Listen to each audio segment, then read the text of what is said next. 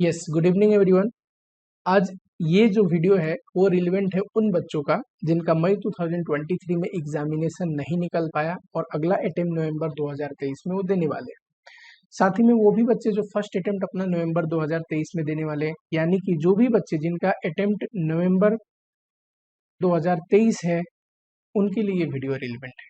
ठीक है, वीडियो में कुछ इंपॉर्टेंट चीज़ है जो आपको ध्यान देना है अगर आपका नवंबर 2023 में एग्जामिनेशन है और चाहते हैं कि बिना कोई ऑब्स्टैकल के एग्जामिनेशन आप क्लियर कर पाए।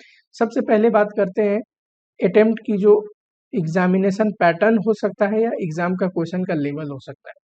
देखो, एक चीज़ हमेशा याद रखना है, मैंने पीछे भी ये बात बहुत बार बोला है बच्चों को और अभी भी बोल रहा हूँ। As and when the attempt get olders, जैसे जैसे अटेम्प्ट पुराना होते जाएगा क्वेश्चन का लेवल हाई होगा, क्वेश्चन थोड़ा डिफिकल्ट ही पूछे जाएंगे।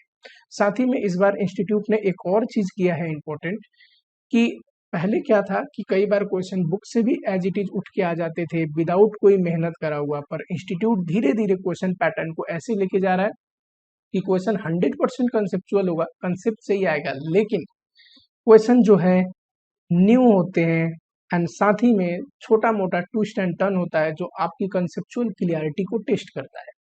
अगर क्वेश्चन नया होगा, छोटे मोटे ट्विस्ट एंड टर्न होंगे, आपके कंसेप्ट क्लियर होंगे, तभी वो क्वेश्चन क्लिक कर पाएगा, आपको क्वेश्चन बना पाओगे। तो वहां पे अगर आप चीजों को ध्यान देके नहीं पढ़ते हैं या फिर आपकी प्रैक्टिस में कमी रहती है तो डेफिनेटली क्वेश्चन का लेवल आपको मुश्किल लगने वाला है। ये जो अटेम्प्ट अभी गया है इसमें यही हुआ है।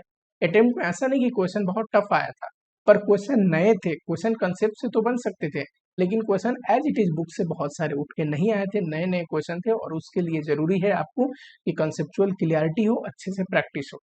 इंस्टीट्यूट जब नया कोर्स लेके आया है तो वहाँ पे सब्जेक्ट कम भी हो गए हैं, कंटेंट जो सब्जेक्ट जैसा है, मेजॉरिटी ऑफ सब्जेक्ट में बहुत चीजें चेंज नहीं है, लेकिन सब्जेक्ट कम हो गया। पहले 8 था, अब 6 हो गया है। लेकिन मैं ये 100% कॉन्फिडेंस से कह सकता हूँ कि जो एग्जामिनेशन पैटर्न है उसमें चेंज आने वाला है और एग्जामिनेशन पैटर्न में इंस्टीट्यूट हमेशा कोशिश करेगा आगे कि क्वेश्चन आपको नए मिले, कंसेप्चुअल मिले, जिसको आप अपनी कंसेप्ट और प्रैक्टिस के बिहाफ पे क्वेश्चन बनाए।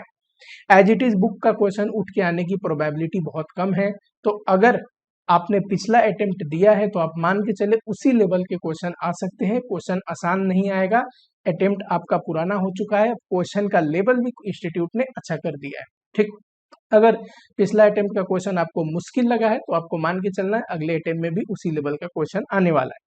ठीक है, आपको पढ़ाई कैसे करनी है ये इंपॉर्टेंट बात है। सबसे पहले तो देखो, आपको स्टार्ट करना है बहुत जल्दी। अगर आपका नवंबर में एग्जामिनेशन है तो बहुत जरूरी है कि 2 या 3 बार आपको रिवीजन हो पढ़ने के बाद पूरा सिलेबस, तो उसके लिए अर्ली स्टार्ट करना जरूरी है। अगर आप टाइम पास कर लोगे अभी तो जब एंड में आएगा तो वहां पे आपके पास सफिशिएंट टाइम नहीं होगा और कॉन्फिडेंस नहीं आएगा। ठीक, अर्ली स्टार्ट करो। दूसरा चीज, कंसेप्ट पे बहुत फोकस करना है आपको, कंसेप्चुअल क्लियरिटी से कॉम्प्रोमाइज नहीं कर सकते, वो तो 100% कंसेप्ट क्लियर होना चाहिए। ठीक, प्रैक्टिस भी जरूरी है, प्रैक्टिस आपको कॉन्फिडेंस एंड एक्यूरेसी देती है, बट कंसेप्ट ही क्लियर नहीं होगा तो कंसेप्ट क्लियर नहीं होगा तो आप बनाओगे कैसे। ठीक, रटने से कोई भी फायदा नहीं है, आप रट के संभव ही नहीं है एग्जाम क्लियर कर पाए। ठीक, रटने से कोई भी फायदा नहीं है, तो कंसेप्चुअल क्लियरिटी पे बहुत ध्यान दे। कोई भी टॉपिक, कोई भी सब्जेक्ट में कहीं पे भी अगर आपको दिक्कत है, कंसेप्ट में दिक्कत है, आप अपने सीनियर से, अपने टीचर से, अगर वो चीज मैं पढ़ाता हूँ तो मुझसे शेयर करो। ठीक है, लेकिन कंसेप्चुअल क्लियरिटी होना जरूरी है, तभी क्वेश्चन में जब ट्विस्ट एंड टर्न देगा, क्वेश्चन नया देगा, तोड़ मरोड़ के देगा, तब भी आपको कोई दिक्कत नहीं आएगी। उसके लिए बेहद जरूरी है कि आपकी कंसेप्ट टकाटक क्लियर हो। अगली बात देखो, बहुत सारे कॉमन मिस्टेक है जो आपको ड्यूरिंग एग्जामिनेशन तक अवॉइड करना है। आपके साथ वाले, आपके बगल वाले ये कर रहे हैं और करते रहेंगे, पर आपको नहीं करना है। नंबर 1, जैसे जैसे आप पढ़ोगे नए नए कंसेप्ट की बुक आएंगी, नए नए टीचर के बारे में सुनोगे, आपको 10 टीचर की बुक नहीं पढ़नी, 10 टीचर की कंसेप्ट नहीं पढ़ना। एक कोई भी टीचर आपको पास करा सकता है 100%, चाहे आपने किसी भी टीचर का क्लास लिया हो। ठीक है, तो एक ही किताब से पढ़ो, एक ही कंसेप्ट से पढ़ो। हाँ, कहीं पे दिक्कत है, आपकी कंसेप्चुअल क्लियरिटी नहीं हुई है या फिर आपको समझ में नहीं आया, समझ में आता है, पर बार बार आप नोट्स और बुक चेंज करोगे तो दिक्कत होगी। दूसरा चीज क्या ध्यान देना है आपको, मॉक टेस्ट पेपर देने के लिए हाँ प्रैक्टिस जरूरी है, और वो चीज तो आप घर में भी 3 घंटे की टाइमर लगा के और पास्ट ईयर का एक एग्जामिनेशन क्वेश्चन डाउनलोड करके प्रैक्टिस कर सकते हैं। तो उसके लिए आपको बाहर जाना, टाइम वेस्ट करना, आप जाओगे कहीं पे पेपर लिखोगे, आओगे, ठीक है, पैसे लगाना मुझे नहीं लगता वर्थ इट है। उससे बेहतर है आप 1 या 2 मॉक टेस्ट पेपर क्यों दोगे, उससे ज्यादा मॉक टेस्ट पेपर दो, घर में डाउनलोड कर लो, टाइमर लगा लो, 3 घंटे बैठो, बैठ के लिखो, है कि नहीं। सॉल्यूशन अवेलेबल ही होते हैं पास्ट ईयर एग्जामिनेशन के, तो इस बात को आपको ध्यान देना है, ठीक है। दूसरा चीज, जब तक सिलेबस पूरा ना हो किसी भी सब्जेक्ट का, तो उसकी जरूरी नहीं कि पास्ट ईयर के वो भी टॉपिक आप करो जो आपने रिवीजन नहीं किया है, क्योंकि अगर आपने रिवीजन नहीं किया है तो आपको तो इजी भी क्वेश्चन मुश्किल लगेगा।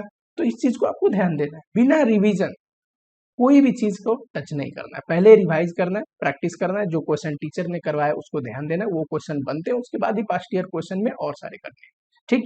तो अगर आपको 100 नंबर का एक पास्ट ईयर पेपर अटेंड करना हो, मान low cost and management accounting के, तो सबसे ज्यादा जरूरी क्या है, पहले cost and management accounting revise हो, तब आप अपने आपको इवेल्युएट कर सकते हैं कि रिवीजन करने के बाद, कॉन्सेप्ट याद करने के बाद मुझसे नहीं बना। पर अगर कहीं पे रिवीजन अभी आपने किया ही नहीं है, तो कृपया करके आप पास्ट ईयर क्वेश्चन ना बनाए, जो चीज रिवाइज नहीं है, जो चीज भूल गए हो, उसके आसान क्वेश्चन भी आपको मुश्किल लगे। Weak become weaker and strong become stronger, ये चीज का हर एक चीज का नेचर है। होता क्या है ना, कमजोर चीजों को हम नेग्लेक्ट कर देते हैं और कमजोर होते जाता है, ठीक है। स्ट्रॉन्ग चीज या हमारी फेवरेट चीज को हम बार बार करते हैं, उसी चीज में हमारा मन लगता है, तो और स्ट्रॉन्ग होते जाता है। लेकिन एग्जामिनेशन क्लियर करने के लिए आपको जरूरी है कि जितने 8 पेपर्स है ना, तो 8 के 8 पेपर में आपको पास होना है, मिनिमम 40 मार्क्स तो ले आनी है, और ग्रुप क्लियर करने के लिए 50% स्कोर करना ही है, ये तो रूल है।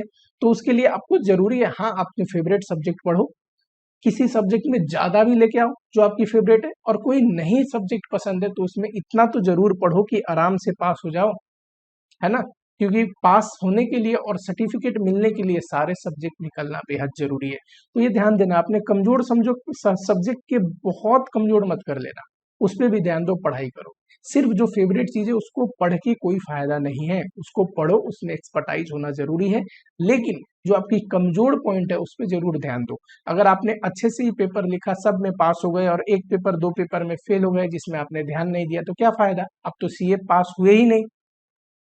Study plan, detail study plan आप लोगों को बनाना है। जब आप डिटेल स्टडी प्लान बनाएंगे तब आपको पता चलेगा कि आप दिन भर में कितना पढ़ रहे हैं, ठीक है। अब देखो, जैसे फॉर एग्जांपल ले लो आप, हम कितना भी खाते हैं अपनी कैलोरी को काउंट नहीं करते, पर एक दिन आप हेल्दीफाई में ऐप डाउनलोड करके अपनी कैलोरी काउंट करोगे, और आपकी लाइफ स्टाइल है खराब खाना खाने का, तो आप टेंशन में पड़ जाओगे, आपने इतनी कैलोरी खा ली, आपकी रिक्वायरमेंट से बहुत ज्यादा आप डेली खा रहे, है ना।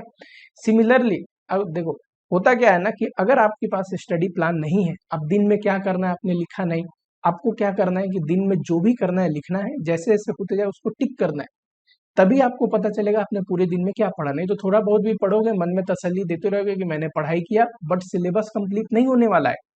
तो पहले तो 3 महीने में, 4 महीने में जो आपके पास टाइम बचा है उसके लिए डिटेल प्लान बनाओ, कितने बार मुझे 3 बार कैसे रिवीजन करना है, फिर एक रिवीजन को कितने दिन में करना है, एक सब्जेक्ट को कितने दिन में करना है, और उस सब्जेक्ट में कौन से चैप्टर को कितना टाइम देना है, ठीक है।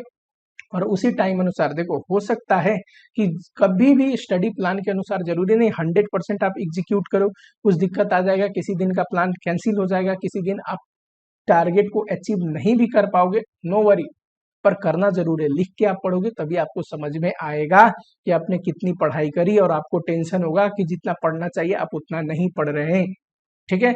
Morning start of the day में आपको क्या करना है, सबसे पहले लिखना है पूरे दिन में आपको करना क्या है, ठीक है। और जैसे जैसे वो चीज होते जाए आपको टिक करते रहना, शाम में देखना है कितना टारगेट बचा। इनिशियली बहुत दिन ऐसा होगा कि आपसे वो टारगेट पूरा नहीं होगा, पर आपको धीरे धीरे धीरे धीरे आपको उस स्टेज पे लेके आना है कि टारगेट पूरा होके भी समय बच रहा है, ठीक। चलो आगे क्लासेस से रिलेटेड वीडियो आएंगी, ठीक है, रिवीजन लेक्चर भी आएगा, सब चीज आएगा। जो भी आपके मन में डाउट है, कुछ भी है, आप कमेंट बॉक्स में लिखो, ठीक है। रिलेटेड वीडियोज वेरी सुन आप लोग को मिलते रहेगा।